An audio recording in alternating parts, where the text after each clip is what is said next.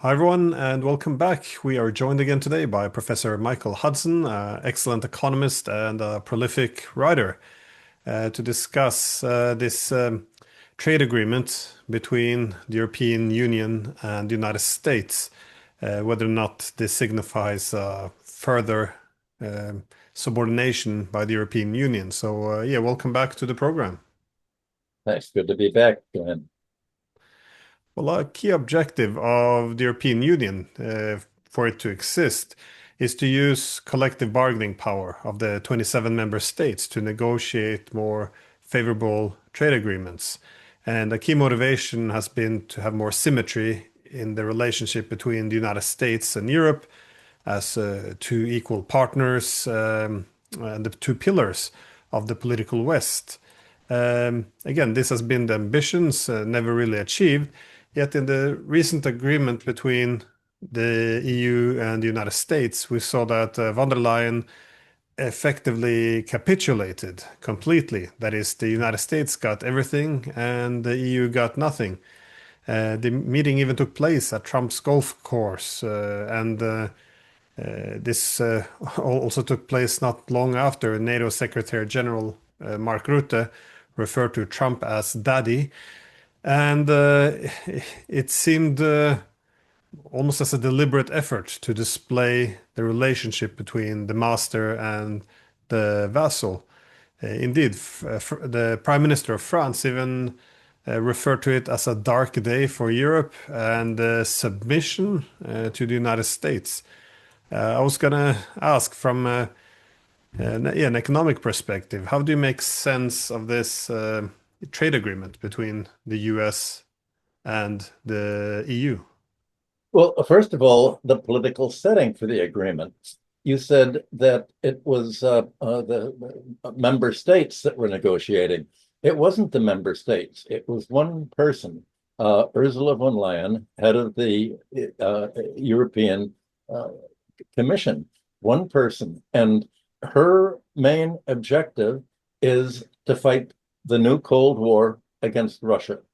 And the New York Times in the United States, which is the right-wing spokesman for the deep state, for the neocon interests, summed up what was saying that whereas you say, and everybody, almost all the other newspapers say, yes, it was a giveaway, it was one-sided, the New York Times quotes Maro Sevovic, if I'm pronouncing his name right, the European Trade Commissioner, said on Monday in Brussels, it's not about the trade.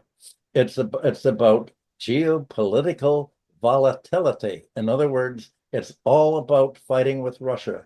And von der Leyen of the EU Commission said that what this really was locking the United States and Europe into the new Cold War against Russia. All of this is part of basically fighting to the equivalent of fighting to the last Ukrainian, except in this case, it's Europe fighting to the last bit of profitability for what it's doing. You could look at it as the Ukrainianization of Europe. Trump has said to Europe, let's you and Russia fight. And America is not going to pay the money for that. Basically, Europe is going to pay the money, and it'll pay it largely by buying American goods, American, sorry, let me fix American products, and I'm sorry, I had microphone problems. And the problem is that the EU has, the countries have subordinated their economic interest, that of their industry, and also the interest of voters not to get involved in the Ukrainian war, subordinating it all to a very right-wing EU commission that is best viewed as a branch of NATO.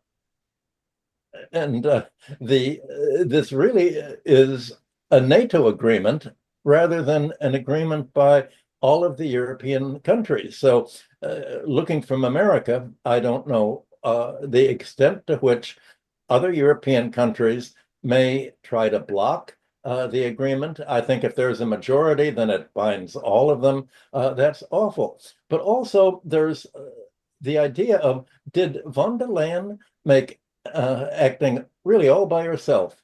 Did she make any attempt at all to bargain? Europe had a whole panoply of supposed responses that it was going to do in case they turned down Trump's agreement and Trump imposed the tariff. Europe was going to begin subjecting American internet companies and the other companies to the minimum global tax. It was going to block U.S. Exports to Europe. It was going to essentially reorient its trade toward Russia, presumably, to get its gas from Russia instead of the United States. It didn't have to do any of this, but it just surrendered. And the question's why. And I've known, I think partly it's just the logic of how the Germans are known not for borrowing. And I had some friends, German friends, PhDs, professors, going to they were going to go to Marrakesh, and they wanted to buy presents and they wanted to buy some clothes in the Marrakesh market, and the whole idea of Arab markets is very much a strategy like Donald Trump's. They set a ridiculously high price for the customer. For the Arabs in the stalls, this is a game, and they enjoy the game. And the way they play it, they'll set a very high price just to sort of give trying to get the customer think in terms of a high order of magnitude. And what happens then? They expect the customer to bargain down. But the Germans didn't bargain down at all. They didn't know that what they're supposed to do is say, no, that's a ridiculous price, and they offer maybe 1/10 of the price. And then they try to say, well, we have alternatives. There's a usual bit, well, somebody else is selling it cheaper. I can't pay more to you. Look, they're over there. There's a whole bit of negotiation. And I think what I'm told is that a lot of the Arab stalls, sort of expect the Europeans to feel that there's a victory if they can get them down to half of the ridiculous price that they've asked. And in reality, they were prepared to go all the way down to maybe 20% of what they'd asked. But the idea is, well, you have to give the buyer an idea that they've really got a deal. They've got you down in price from, the asking price. They think that somehow they've got you down to only a portion of what the ostensible price was, when actually it was way above what the seller would have settled for. Well, this is what Trump does basically. He sets a ridiculously high price. You may notice a few days ago, earlier in the week, Trump said, I'm giving President Putin 15 days to have a ceasefire in Ukraine so that the Germans and the French can all rearm Ukraine to reinforce their positions and give them missiles to shoot against Russia. Russia has to agree to my agreement. Well, Russia simply ignored the whole thing, and obviously it has no intention of surrendering to Trump. They're just going their own way. Von der Leyen surrendered. There was really hardly any attempt, as far as I know, from borrowing. And Trump had first talked about 30% tariff on European goods. He got it all down to 15% tariff on European goods. And so von der Leyen acts as if, look, I've got down to half price. Well, we're back in the Arab market of Trump-style negotiation. And the fact is that America got Europe not to have any tariffs on any on US imports at all. It got to the zero. Europe could have had a much better deal in any negotiation just by saying, do you really want to force us into the arms of Russia?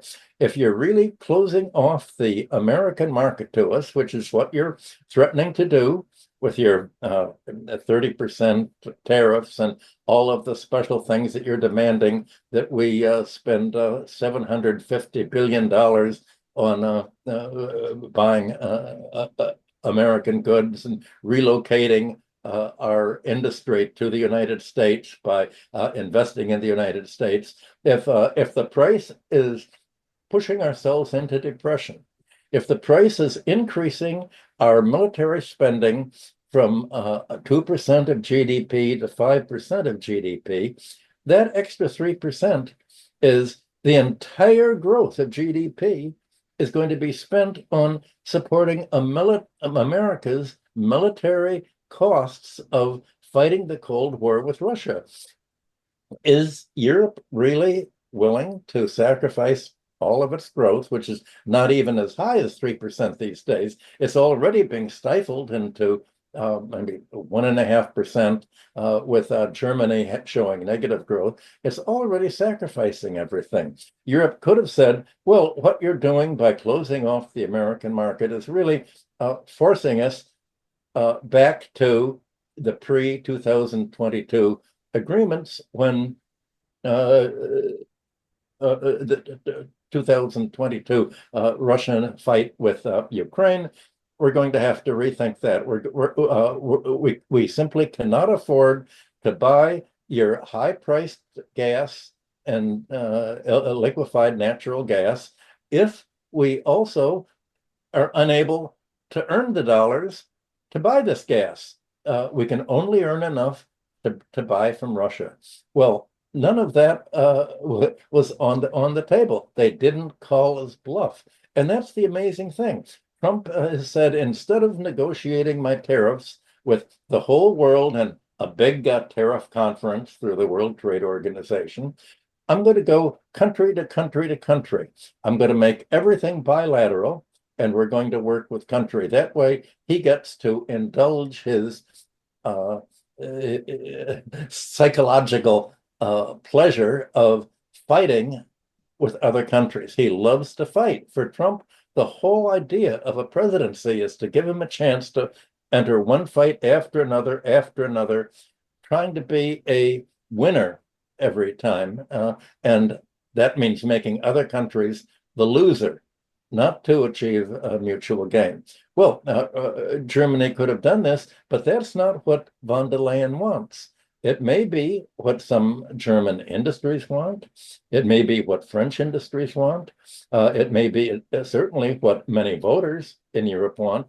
But von der Leyen wanted to secure this new Cold War against Russia. And as I said, when Trump said, let's you and Russia fight, that's exactly what von der Leyen wanted to do. So this really isn't an agreement by all of Europe. There was no group of European industrialists or European politicians. Just the European Parliament head the European Union. So it was, this is not a democratic decision. And it's not a decision that's made on the basis of economic self-interest or even what a normal bargaining process would have been able to accomplish. Von der Leyen and the European generally took Trump's ridiculous demands on Europe as if it was take it or leave it. Not, well, let's bargain them down and let's have a hard line. Let's really outline what the alternative European policy could be if we had to go it alone without the United States. And if Europe had to go it alone without the United States, it would have to reorient itself towards that part of the world, East Asia, Russia and East Asia, that is growing, instead of tying its economic links to, yes, it's got the US market, but the US market is actually shrinking. The US market is not growing except for military industrial products. The American consumer market is shrinking because it's already so heavily indebted. Consumers are that they're defaulting on their automobile loans, they're defaulting on their mortgages, they're defaulting on their bank credit card loans. This is what the economy to which Europe has tied its fate to. And I think that's very self-destructive. But when you say that the EU could have had some leverage in these negotiations by threatening to go back to the Russian market if the American market is closed, they could also have threatened to link themselves closer to the Chinese market. And indeed, this is what many medium-sized powers are doing these days. They're diversifying their economic ties, so they won't give too much power in negotiations to the leading state. Now, this is often recognized as the opportunity in a multipolar world. That is, that America isn't the only game in town, so it doesn't have that same leverage. And this is why countries are diversifying. And again, the key rule in geoeconomics is all countries want to have to manipulate the symmetry of interdependence. That is, you want others to be more dependent on you, and you diversify so you're less dependent on others. And this is how you extract political power. Now, this is why diversifying ties is so important, diversifying economic connectivity. But we see the Europeans, they kind of undermined their own position because they cut themselves off from Russia, increasingly from China. And when the Americans put the sanctions back on Iran, the Europeans follow along. The main problem is the Europeans seem to cut themselves off from other centers of power, and and the assumption has been if we just prioritize America on everything, then we show our loyalty or obedience, then we will be rewarded. America will then see us as a true friend because this is, the mentality that, it's not about interests, it's about friendship. The problem is when you cut yourself off from all centers of power, only link yourself to the US, uh, you don't have any hand to play. You can't negotiate. You can't say we're going to go to the Russians when the Europeans are foaming at the mouth every time they speak about Russia.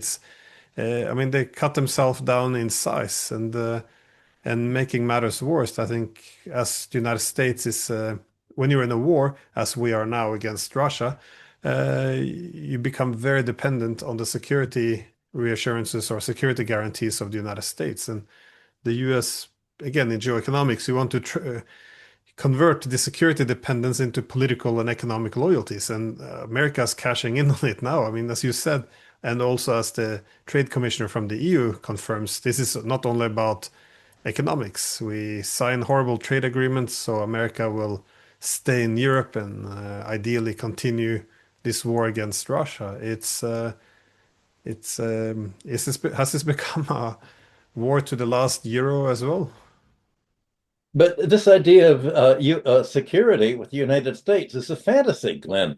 The President Putin has already said that if Germany sends its missiles to Ukraine, long-distance missiles able to hit Moscow or even easier, St. Petersburg or other Russian territories, that Russia is going to retaliate not simply against Ukraine, but they realize this is a war with Europe. Ukraine is only a battlefield in it. We will go against the country that supplies the missiles. We will bomb Germany. And if it's an English British missile, we will bomb Britain. We'll bomb France. The United States is not going to go to war with Russia and risk an atomic war if Russia bombs Germany.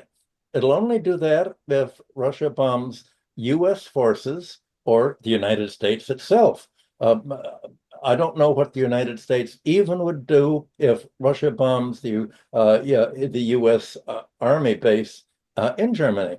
But Russia, without using atomic bombs, can already use its missiles to blow up Germany's main military arms producers. It can do to Germany what it's done to Ukraine. The United States wouldn't do anything. And I think Trump has already said, well, they're on their own. He's dissociated himself. In Washington, there's a phrase among politicians, if you want friends in Washington, get a dog. Well, international diplomacy isn't about national friendship. I know that that Russia had followed that policy. The Soviet Union did for many years.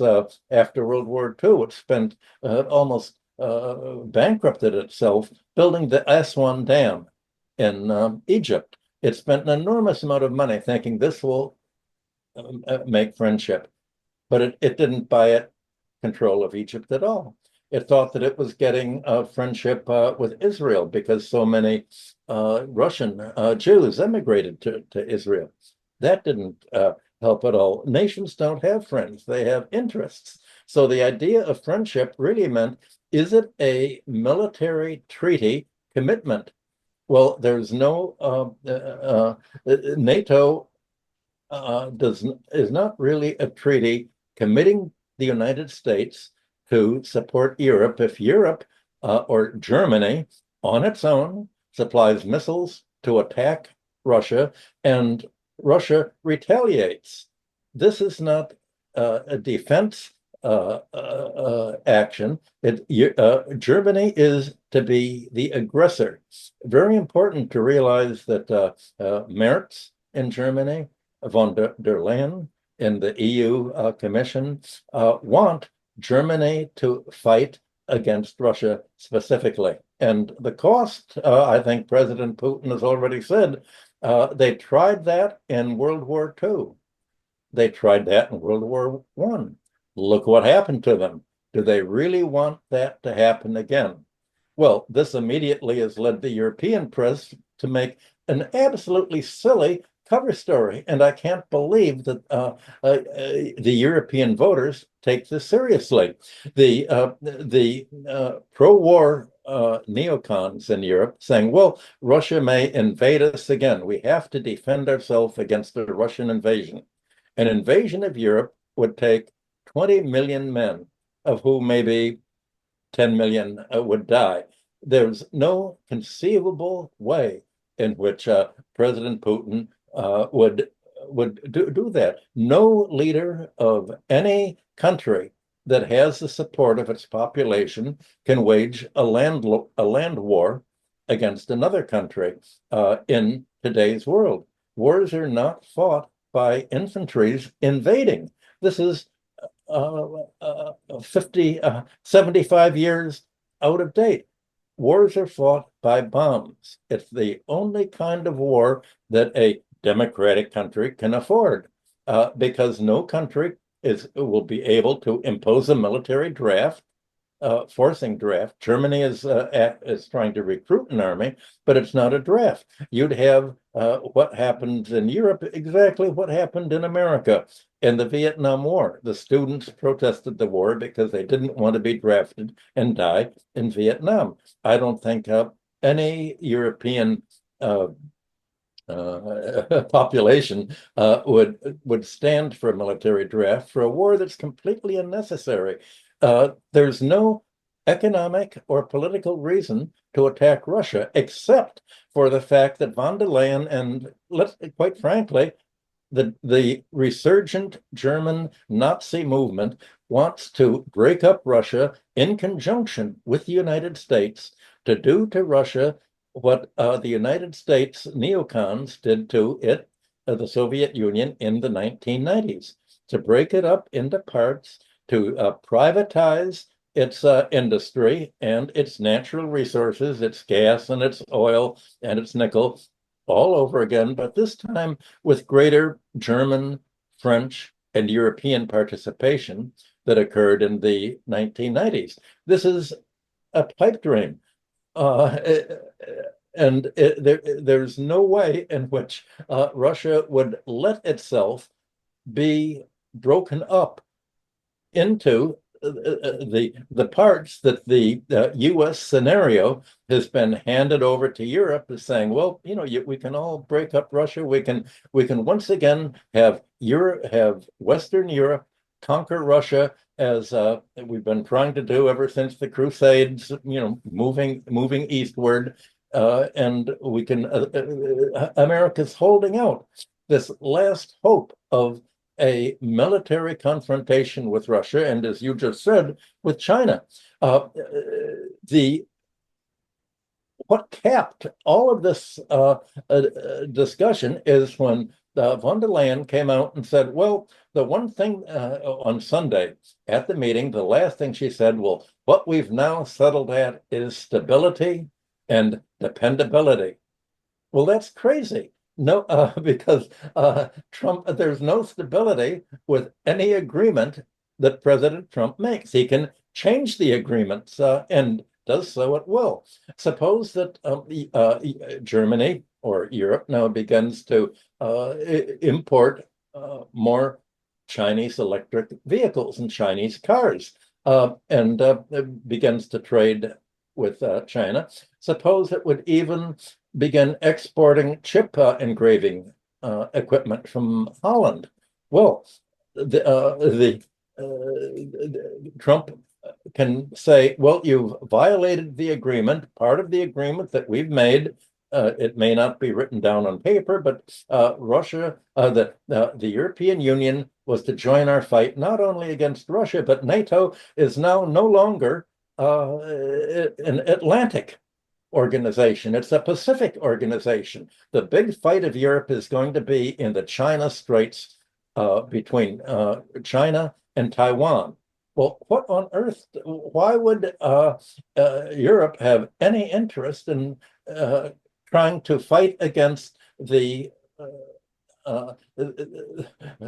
equivalent of Hong Kong to prevent the symbiosis between Taiwan and China that it's been developing by mutual investment for the last few decades. This is a fantasy. How could the European voters be and media be persuaded that somehow fighting against the enormously growing China market, the Chinese technology, Chinese underpricing of ability to produce much less expensively than the US economy, how can they believe that NATO should get involved in a fight between China and Taiwan, not to mention Russia? This is what doesn't make any sense from any materialist approach at all. And I don't understand why there must be some European politicians that have been able to gain office without the blessing and promotion of the United States and its non-governmental organizations and its subsidies and its outright bribery. Well, I guess what you're seeing already is a nationalistic reaction against all this. If there's a nationalistic reaction, but no elections yet, we're in a kind of interim between the current governments that are in power, Macron in France. Can he? Will he be voted out of office? His party be voted out of office by the right wing in the next election? Same thing in Germany. Will the Alternative for Deutschland and other parties take over? Same thing in England. We're in a state of affair, an interregnum, where the governments in power and the subordination of national governments to one person in the European Union, von der Leyen, with her Nazi background, and pro-war proclivities and desire for military war with Russia, along with Merz in Germany, where somehow they're in charge of committing Europe to a policy that is not in Europe's interest, not supported by most voters, and is leading to a political upheaval. So one of the upshots of this may really be, is this the straw that broke the camel's back? Is this agreement with Trump the lever that has finally said the European Union, as it's structured now, as subordinating its interests to NATO, the U.S. Defense Department, the U.S. State Department, and to the pro-war neocons? Is this really the road on which European countries want to go or are willing to go. What can Europe do? You tell me, since you're in Europe, what can Europe do to avert this fate? Well, first, yeah, let me just say that this idea that you have permanent allies, I think the language is part of the problem we have in Europe because we keep referring to allies and friends, assuming that the interests are identical. And I guess key part of the problem is that all interests these days are framed as values. So, and that kind of brushes over the different interests of the states. So, by subordinating foreign policy completely to the United States, it's assumed that somehow we will still be, we're in the same camp, we have the same interest.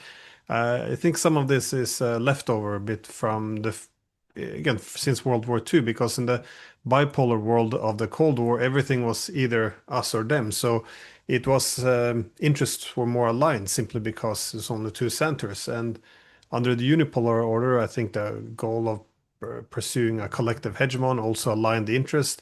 But I don't think the Europeans are prepared or understand what the multipolar distribution of power entails because the interest will be much more diverse now.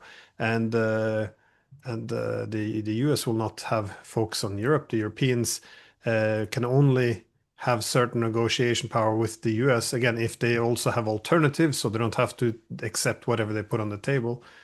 It reminds me of yeah, the British Prime Minister, Lord Palmerston, who said that we have no permanent allies, we have no permanent enemies, we only have permanent interests.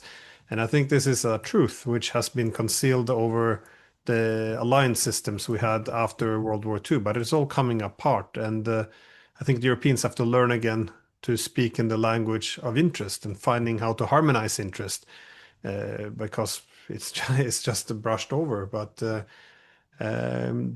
thing is, for the Europeans now, it is in their interest to end the war in Ukraine because if you end the war, then there won't be this huge security dependence, which the United States can use to extract these unfavorable trade agreements. We would also then have the ability to diversify our trade to a greater extent. And but none of this is being done. So if you say again, what our interest is, national interest, especially for Germany, is to link its economy closer to Russia. But you're not allowed to say this because then you're pro-Russian. It's not pro-German, it's pro-Russian. So it's this very simplistic, propagandistic way of looking at the world. And I think the Indians are also concerned that they might go down this road because Trump now is going to punish India because India trades with Iran. They get punished. They trade with Russia. They get punished. And of course, the same will be applied if they trade with China. So the logic is if you don't want to be punished by America, you have to cut yourself off all these other centers of power. But at the end of the day, they're not going to be rewarded for this. No, they're going to have only one partner, the United States. The US will hold all the cards, and the US can extract whatever trade deals or political concessions they want from the Indians. So they will become subordinated like the Europeans. This is why it's important to, not fall into this trap. But it does appear the Europeans have, though, and it's yeah, it's very disappointing to watch because the point of departure is never what is good for Germany, what is good for France. It's always, are you pro-Russian or against Russia? And you're not allowed to be pro-Russian. So kind of there is no debate, I think. And but as you said, when you don't pursue national interest, a huge opposition will begin to emerge. And I think the efforts to marginalize the opposition, this can only be done for so long before political stability begins to unravel. Well, this alignment of interest has nothing to do with the kind of world that the United States said it was introducing in 1945. There was supposed to be an equality of nations, and the idea was that there was really a convergence of interests between the United States. What Trump has said is the exact opposite. He said, in terms of interests, any negotiation I make with another country, America has to win. There's winners and losers. For Trump, it's a zero-sum game. And he says, we're going to win in any deal. And he presents any deal that he makes, whether with England, with Europe or Israel or other countries, that America has won and come out the victor. That's how he views diplomacy, as a fight between who's going to win, who's going to lose, and he's a bully. These are not the rules that Europe thought that it was signing on to in 1945. And in 1945, these rules were very US in the sense of Europe had to open its markets to US goods. It couldn't protect its industry to rebuild it. And the dress rehearsal for the agreements that the United States made with Europe in 1945 were America first went to Britain, and it negotiated the whole what became the whole future with Britain, with the British loan, with the IMF loan, with it got Britain to agree to this structure of world trade and investment. And once it achieved this control over Britain, it then faced continental Europe with a fait accompli. It said, okay, Britain's done it. Here's the situation. And Europe went along with it. Well, fast forward to the last few months. The first trade deal that President Trump made was with Britain. And it called for 10% tariff on British goods. Well, that shock, if you go back and read the European press at the time, they said, well, we can certainly do much better than the deal that America's made with Britain. Britain always knuckles under to what the United States asks it to do, but we're Europe. We don't have to agree to the same thing that England has done, Britain. But that what's happened is that the deal that Trump has made with the European Union, or with Ms. von der Leyen, I should say, speaking for it, is much worse than the deal with that it made with Britain. The tariffs on European goods were 2.5%. This is multiplied sixfold, 600% increase in the tariff rates. This is a giant quantum leap. The amount of exports, U.S. exports that to Europe, that Europe's agreed to take, are 4 times as large as the current national gas exports. Nobody can figure out, when you do the math, how can Europe afford to spend this much money on importing more natural gas? There's not even the port capacity to do that.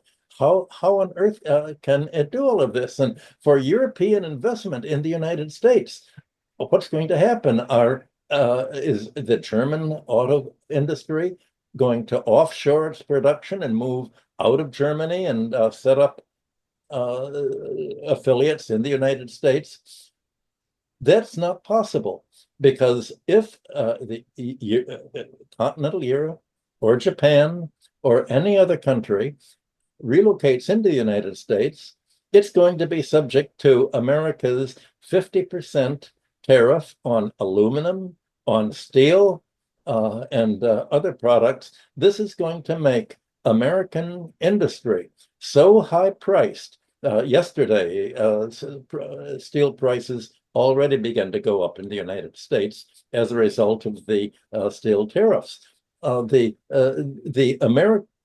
Trump's policies have made American industry even more uncompetitive with that of Europe, China, Japan, other countries than it was before. So there's no economic rationale for individual companies to say, okay, we're going to move out of Europe, we're going to downsize to the United States. If there has been any movement by German car companies or French industry, it's been to China and Asia. That's where the growth is. That's where the technology is. That's where the markets are. That's where the increase in markets are. Not in the United States, where the markets are going to be shrinking. It just doesn't make sense. And as Trump says, we're going to lower the value of the exchange rate of the US dollar by lowering interest rates, already down 12% vis-a-vis the euro. That means that European investors, European parent companies that have established affiliates in the United States, as measured in euros, their capital investment has lost 12%. That far exceeds any profits that they could have made in the United States, and the profits are not being made really at all here because of the conditions of the US economy. So the whole structure that is envisioned by the European agreements or surrender or capitulation with the United States are economically unachievable in practice. And you'd think that that would make the whole set of agreements unsustainable in political practice. How long can political arrangements be constrained with so much economic deformity of these arrangements? I don't see how it can be. And you can see the effect of Trump's changing the rules with what's happened in Japan. A few weeks ago, Trump made an agreement with Japan saying, all right, okay, we're going to give your automobile exporters at least an advantage over European exporters, if not over US producers. We're going to impose a 15% tariff on Japanese goods, automobiles, computers, etc. But look, Europe, we're charging Europe 25 or 30% on tariff. So you're going to have an advantage over European automobiles, and people are not going to buy Volkswagens or BMWs or Porsche. They're going to buy Japanese cars. Well, now with the agreement that he's just made 15% tariffs on Europe, Japan no longer has the advantage that it was promised just 2 weeks ago. What's going to happen in Japan? You're having all of these international agreements, not only between the United States and Europe, but between the United States and other bilateral countries that it's negotiated with, being threatened by all this, and everything is in a state of flux. There is no stability at all. And yet this is being sold by Ms. von der Leyen to the Europeans as now we have stability and dependability, and at least we know the kind of market and environment that we're operating in. Well, she doesn't have a clue. Nobody has a clue because that's how Trump operates. Again, we're living in very largely a fantasy world. How long can the current state of affairs remain without falling apart? Fantasy world is there, and the right word for it. I did think a bit about the comparison as well with this, the 5% Europeans will now spend on American, well, on weapons. That is the deal under NATO. It reminds me of the Soviet joke that you pretend to work, we pretend to pay, because it's a dishonesty um, from both sides. That is, for the Europeans, they're not really going to pay 5%. They can't. They don't have the money. Some might try, but mostly they will just cook the books. Put some infrastructure projects in there, or just give future promises which they won't hold. So they get to pretend to Trump they're going to increase it, and Trump gets to pretend to the American public that the Europeans are now paying for their own security. And but at the end of the day, it looks like this: if the Europeans pay for their own security, this gives the Americans a reason to reduce their presence in Europe, while the Europeans think that if they pay more on security, they're going to get the reward or the thanks from America, which that they will keep staying in Europe. So they keep yeah, lying to each other and to themselves. But at the end of the day, it's resulting in very different objectives. But on the topic though of militarization and increasing it, part of this deal was also this foreign investments in the United States and also the promise to buy more American weapons. Now, this German goal of becoming the greatest military power in Europe, a crazy goal, by the way. But part of the idea was not just military power. They wanted this as a source of industrialization, a bit like they had under Hitler. That this armament would be important component of developing key industries. But as Germany aims to return to this military Keynesianism, it begs the question: what if the weapons are to be bought by the Americans? Does this mean that the dream of building a powerful military base, production facilities in Europe is going to suffer? Well, you've talked about cooking the books, and I've read reports of what they're going to do. One way of cooking the books is for the Europeans to say, well, what is national? Yes, we've agreed to spend 5% on national security, but what is national security? Global warming is certainly an issue of national security. And so we're going to include the global warming budget in that.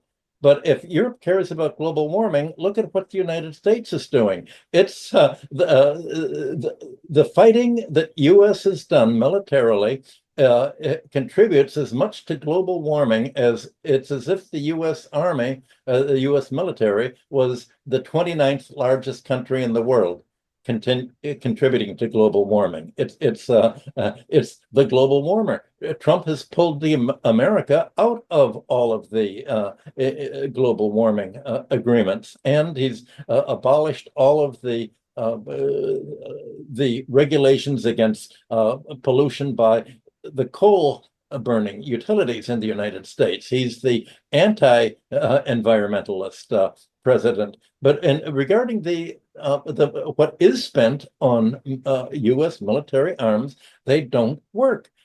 Is there any discussion in the European press that the American missile protection in Ukraine doesn't work?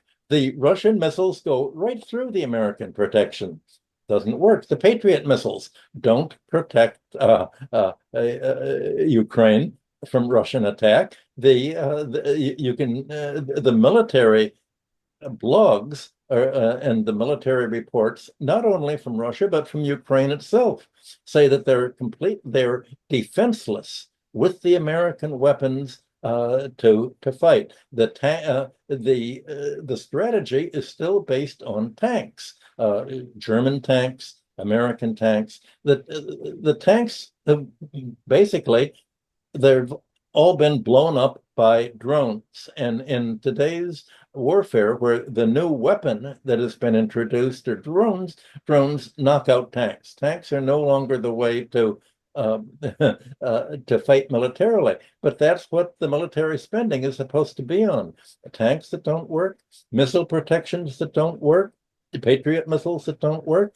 What is the point of spending money on military defense that is not successful in defending the country? Europe is letting Europe may indeed send a German missile to Ukraine to send against Russia, and when Russia retaliates against Germany, it will have no means of protecting itself from Russia's supersonic missiles that can get through any defense that NATO has now erected there. So Europe is in no position to engage in a fight with Russia. It'll be like Bambi meets Goliath, as we say in the United States. It'll be kaboom. Don't the Europeans understand that?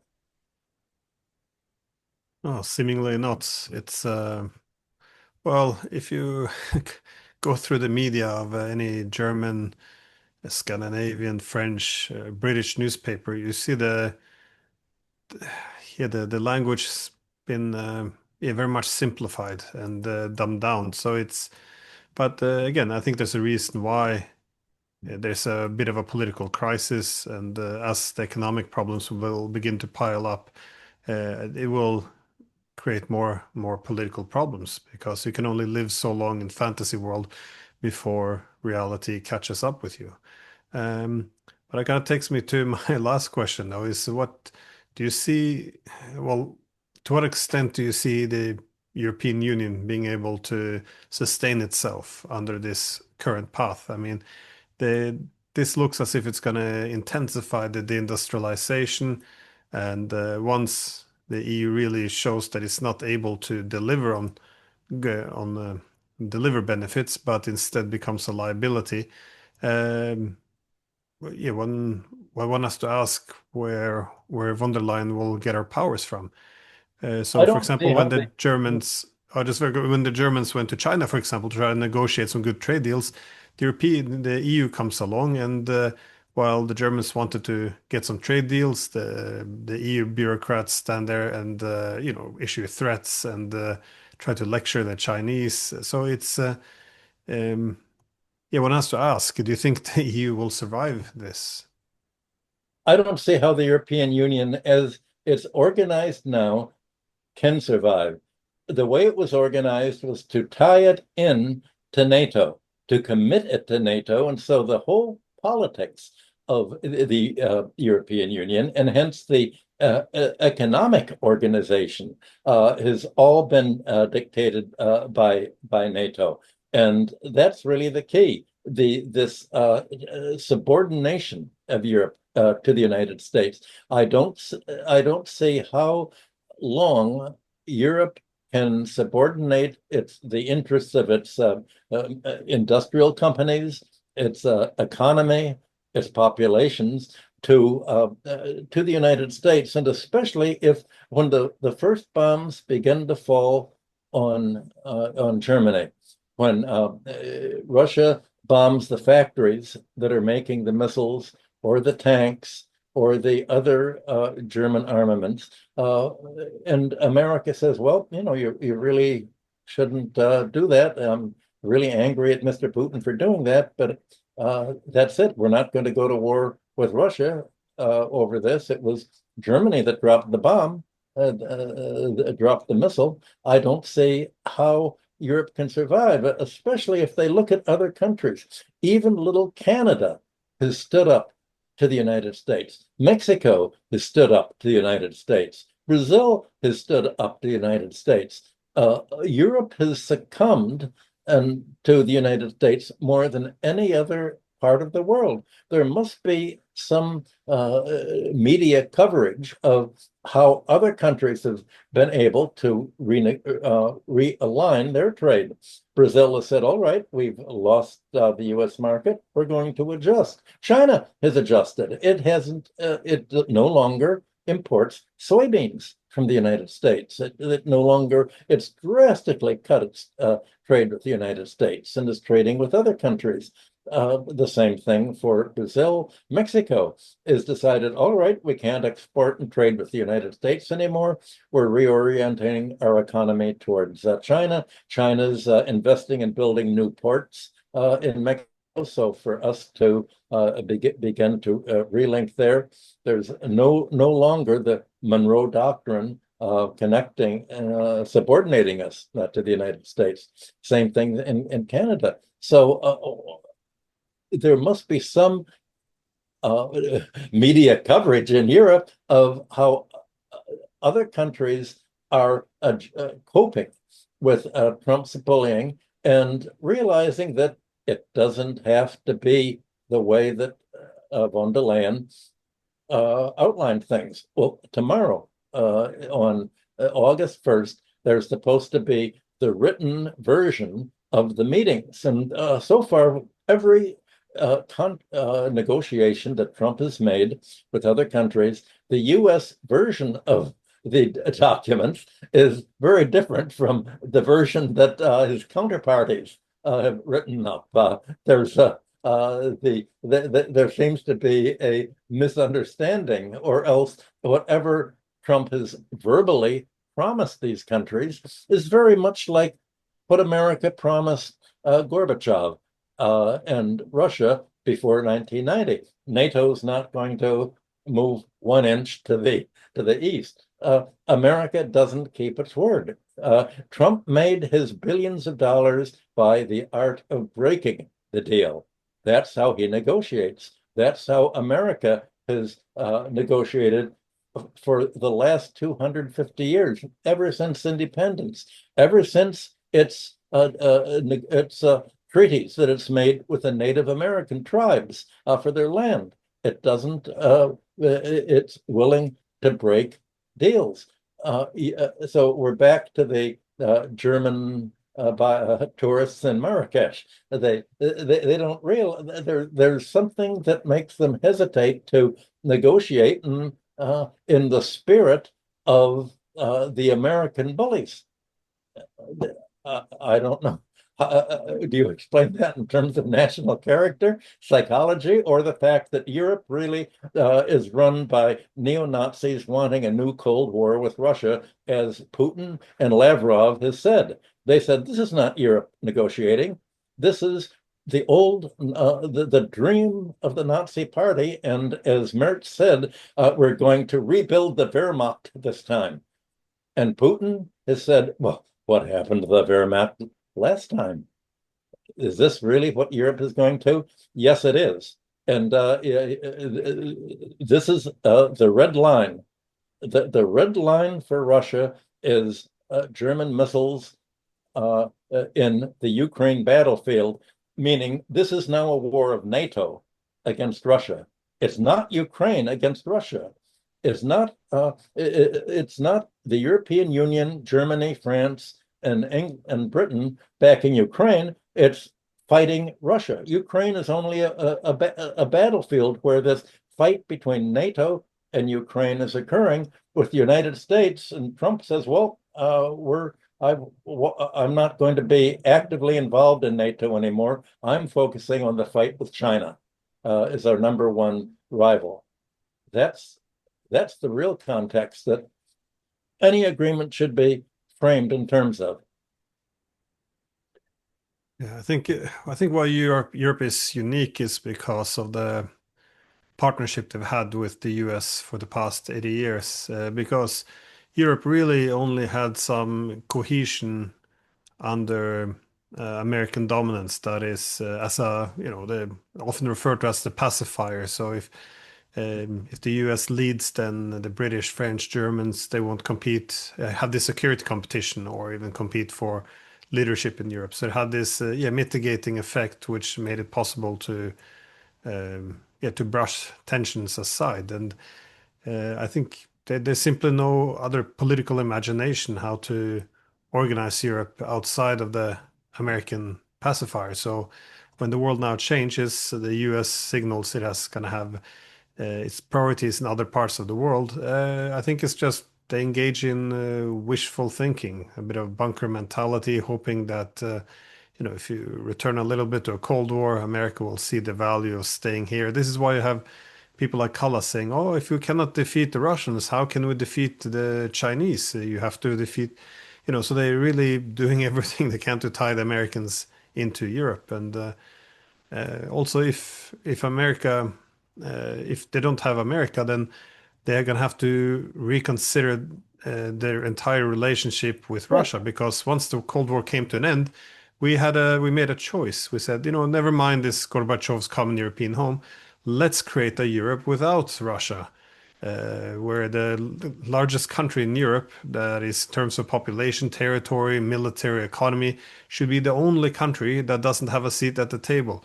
You can only sustain this model if you have a collective hegemon in Europe. That is a powerful United States that's willing to do its part to marginalize and weaken Russia.